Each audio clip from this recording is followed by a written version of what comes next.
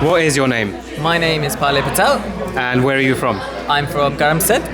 Joking, I'm from I'm from South London, in a town called Parle near Croydon. And what is your name? Ketna Patel. And where are you from? Moti Ben Thawani. Basically, yeah. You see, that's why I said Karamsad, because our ancestry is from a town called Karamsad in India. Village. Yeah. When did you find that out? We knew. It was written in the stars. I just took one We look just at knew, him. you know, the sarcasm, the creativity, the sharp wit, being free-spirited. It doesn't come from nowhere. No. It's in the bloodline somewhere. We're descendants of Sardar Vallabhbhai Patel, the Iron Man himself. એ થોડું ઓલું લોખંડ તો આવે ને અંદર, નહીં? Yeah. Obviously, I knew this was never going to go to a structured quickfire. But question number one, what inspired each of you down your individual creative paths? Ketna, you go first. Come on. We all grew up in countries where we were the minority. And so when you're the minority, you end up becoming invisible. There just rose within me an obsession to tell stories about myself and my immediate community and where I came from. Because if we don't tell that story, we might as well not be real, because nobody's documenting it. There's nobody to engage into a dialogue with. So that inspired me to come up with visual storytelling, because that was one thing I was good at. And why art and visual storytelling? Well, there's different ways of expressing yourself. I was reasonably good at drawing and taking photographs, and I come from a background of architecture and interior design, so I'm very into the whole visual world. So it's more that, really. My English wasn't that great back then, so it wasn't literature, it was art. Yeah. I think for me, I've always sort of enjoyed being in front of a camera or being on a stage, but there was this jumbo digital revolution that happened growing up, where rather than waiting for a TV channel to give you a commission or a radio station to say, yeah, come and present here, or, touring the country doing open mics and stand-up, I could quite quickly just begin filming content myself at home. I was handed a camera at the age of 8 by my dad, and my mum used to always force me to do little community nataks or shows at Gujarati school, which I hated, but I really liked the stage element. So I put 2 and 2 together, lied to my parents and told them I'm studying engineering, when really it was broadcast media and engineering. So for 3 years they thought I was studying engineering, which I was in some form. But I learned about the art of production, broadcasting, and how to harness video production to tell stories. Comedy became the primary focus very quickly, because I felt like that really broke barriers between myself and the audience that I was trying to connect with. And I always had a really, really strong inclination towards music as well. So they're the 2 sort of areas that I sort of worked towards. And it's 50-50 for me. I do love the music, but I do love the comedy as well. What keeps you motivated to keep doing what you're doing?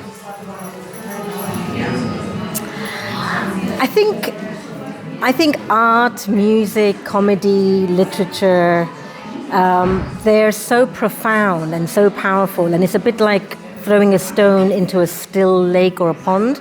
The ripple effects are very gentle and, again, almost invisible, and it makes a difference. It's like putting a key into a door that you open up for conversations and dialogue. And if you think about all the older civilizations that have lived before us, how do we access them? We access them usually through art or literature. And if we didn't have those paintings in the cathedrals or in the temples, if we didn't have Amachitra comics, if we didn't have Bollywood movies, how stunted and diminished would our world be? I think a lot of us get on with each other, and there's an instant familiarity because we come from a shared heritage. So if we look at how that heritage expresses itself, it's usually through storytelling, music and art, always. We're very visual. I mean, look at us. Yeah, absolutely.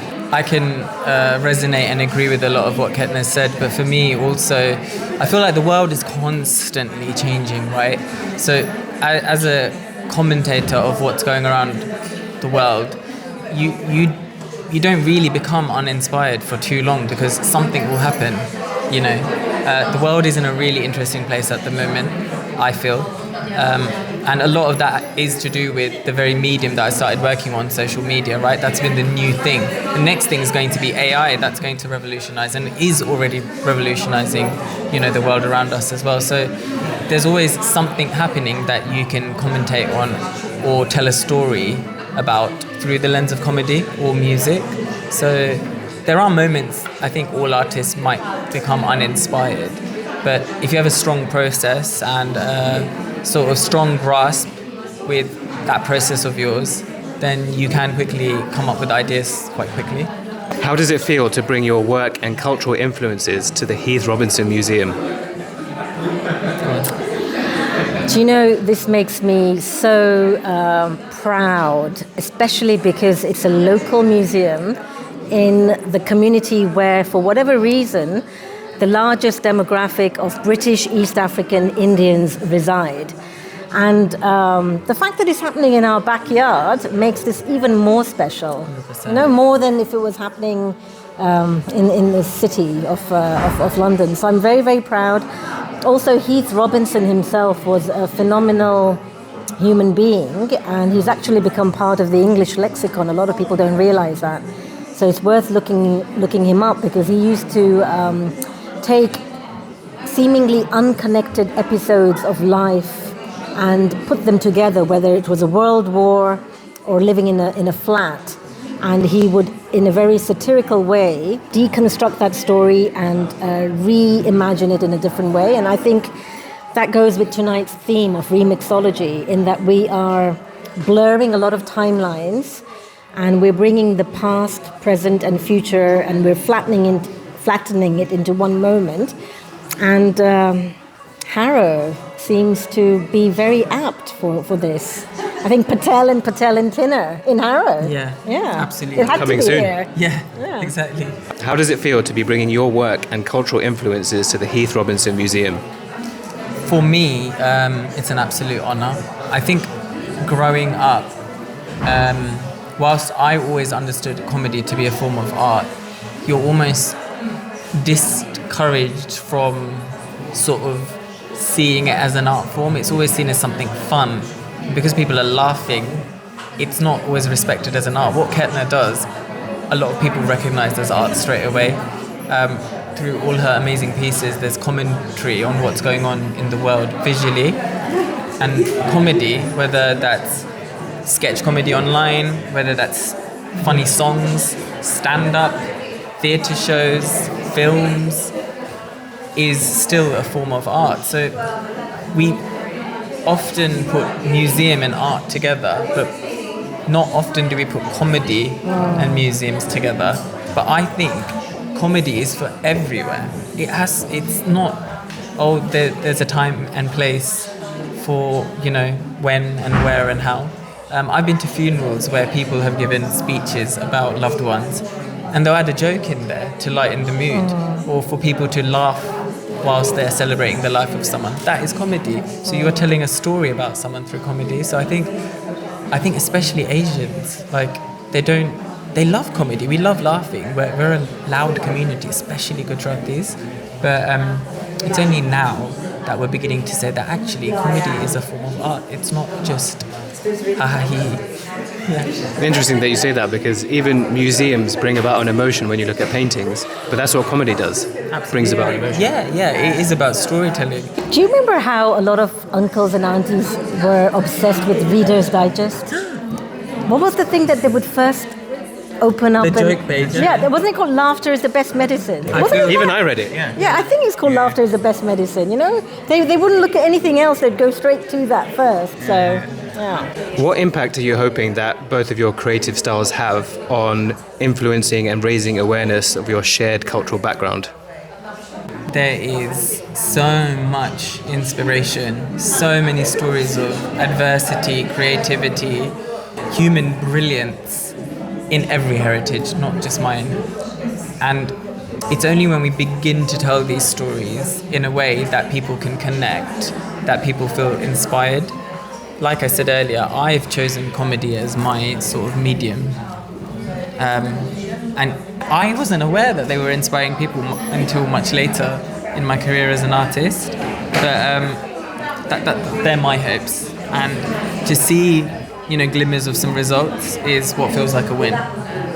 We're living in such a weird time where our parents who sacrificed everything for us, are not living in the same country as us. A lot of them are in East Africa or India. Children are here, or they're in Dubai or America, and so we've become fragmented, and we need other more invisible ways of healing those geographical rifts that have happened because of globalism. And I think because we live in the information age, it has to be that we surf on an aspect of information to help build these bridges. Otherwise, we're going to be adrift, It's brilliantly said. Yeah, I think what Kenna just said about the generational connection is so important. There's one series I do on my channel called Ba and Sweetie, where there's just two completely different minds, generations, philosophies coming together. One is a Gujarati Ba and another is a young girl from northwest London. But somehow they have this chemistry and connection in these sketches that people really admire, and it feels so normal, yet one is an 8-year-old and one is, a 17-year-old. But it's things like that and more visibility of things like that where people feel like, I can be connected to my heritage, and my grandparents are not just old people that I need to be like, Bani Piuche, Ekawuche, alright chair, there's more to them. And the same goes for the grandparents. Your grandchildren are not just brats who have no aspirations or no interest in their culture. They very much want to learn, providing how you serve that culture to them. And I always say that there's a big difference between being served dinner in a plastic plate versus in a steel plate or a silver plate. Your mood automatically switches. So how we serve that culture or that heritage or that art plays a big role in sort of inspiring people. What is the one piece of advice that you would give to people who are trying to break out of their own stereotypes or cultural expectations in their mission to follow their own passion like you guys have? I would say start creating, start doing, start making, and in that process learn your creative process. What is it? What inspires you? And find that and pinpoint that. So whenever you do feel uninspired, you can keep coming back to that. There's a lot of, I don't know what to do, I don't know how to do it, but I don't think any artist at the beginning of their art journey or artist career wakes up and goes, yeah, I know what's going on Monday I'm going to start at 9 a.m. It doesn't really work like that in the creative industry. You just begin and you find a way, and I think that's so important, to just start and then see where it takes you. That's what creativity is, right? What is the one piece of advice that you'd give to someone who's also trying to break a stereotype or a cultural expectation because they want to follow something that they really enjoy or believe in? I think the two prerequisites for any type of success, especially in the new world that we're about to enter, that's going to be dominated by AI and more globalism, is curiosity. Because if you're curious about yourself, where you come from, and the people around you, you will have a more alert listening ear to listen to the story, digest the story, occupy the story. I think taking ownership of your own story, because we're all different. And in that ownership, it also spawns confidence. So a combination of curiosity and confidence. It's not something that you get immediately. It's like going to the gym. You've got to build up those muscles. So there is a muscle attributed to curiosity and a muscle attributed to confidence. And I think by the time you're a certain age, if you can confidently say that you're curious, you can inhabit any social milieu in the world, and that'll set you apart from everybody else. We're all social beings. So this is where the soft power comes in, emotional intelligence and soft power, which is completely dismissed in a lot of academia today. I was literally about to say it's completely ignored. I always say to people that you're all actors, you all have job interviews, you all have to give presentations, you all have to speak to people that you don't want to speak to in your office. So what's different between what I do and what you do? I do it on a stage through a script to entertain you and to leave a question or to tell a story. You do it in a different way. Every single actor on the stage adds a little bit of their own personality into the character that they're playing.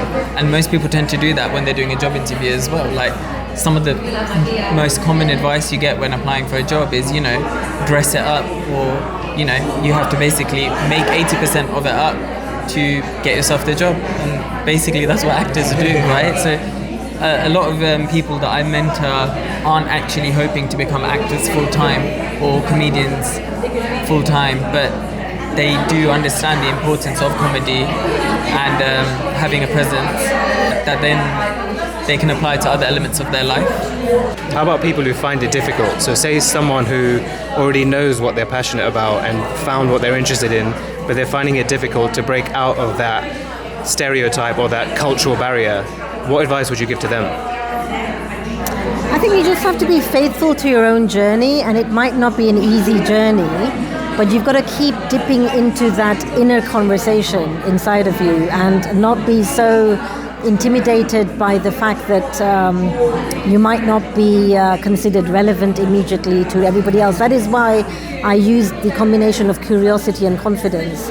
If you don't have the confidence to listen to your own voice, you could be 1 in 1,000, and you might have to be the black sheep in the family, but you need to have that inner resolve to stick to the tenacious journey that you're embarking upon. You have to be a little bit thick-skinned, I think, and just tune into yourself. And everybody is different, so just because a cookie-cut template has worked for 10,000 people doesn't mean that you have to subscribe to that. Important. Yeah. Literally what I was saying about understand your process is that how one artist works can be very different to how another artist works. That's why it is about having faith in yourself and in your journey. Yeah, you summed up very well, Ketna. Mote ben. के ऊपर है आने के बाद experience मैं तारा करता वधर दीवारी जोई. That's my mom. Yeah, and then she'll be like, the Christmas panjoy. All right, 4 years in the UK. Oh my God, I should be sitting in the front because I'm going to laugh so hard. Make sure you do.